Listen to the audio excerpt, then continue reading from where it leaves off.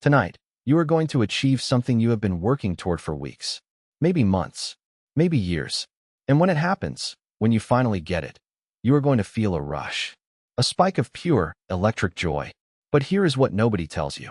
That feeling is going to last about 6 hours, maybe a day if you are lucky, and then something else is going to creep in. Something quiet, something hollow. You got what you wanted. So why do you feel empty? Let me explain.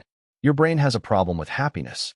Not because it cannot feel joy, it can, intensely, but because it is fundamentally incapable of being satisfied. This is not a design flaw. This is the design. For 99% of human history, being satisfied was dangerous. The moment you stopped wanting, you stopped striving.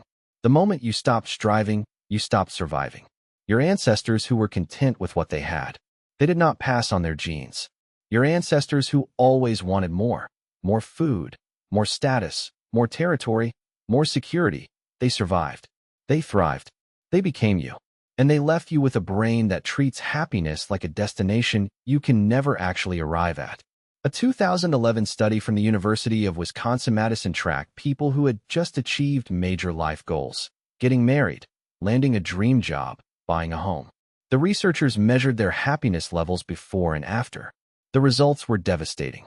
The happiness spike from achieving a major goal lasted an average of 6 months.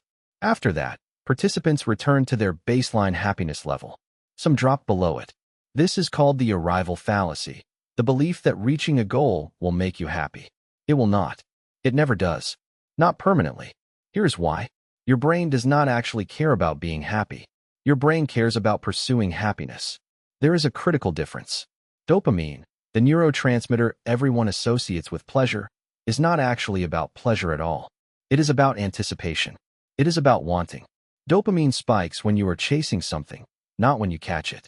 A 2016 study published in the journal Neuroscience showed that dopamine levels peak during the pursuit of a reward and drop to baseline the moment the reward is obtained.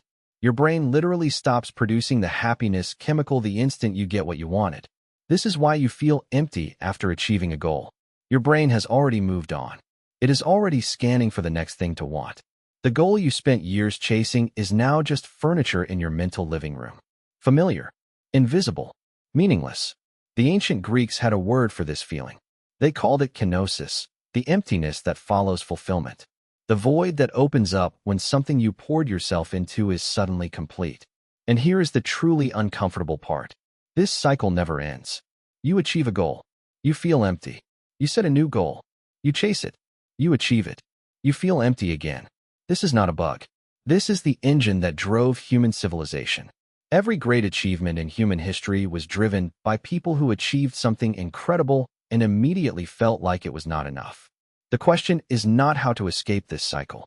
You cannot. The question is how to use it. Because here is what the research also shows.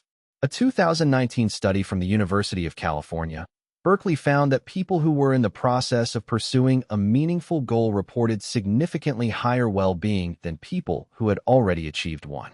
The pursuit itself is the point. The wanting itself is the reward. Your brain was built for the chase, not the capture. Tonight, when you think about that goal you are working toward, that thing you believe will finally make you happy, I want you to consider something. What if the happiness is not at the finish line? What if it is in the running? You are not broken. You are not ungrateful. You are not incapable of being happy. You are running a program written by ancestors who survived because they were never satisfied. And that program is so deeply embedded in your biology that no amount of achievement can override it. But now you know what it is. And that changes everything.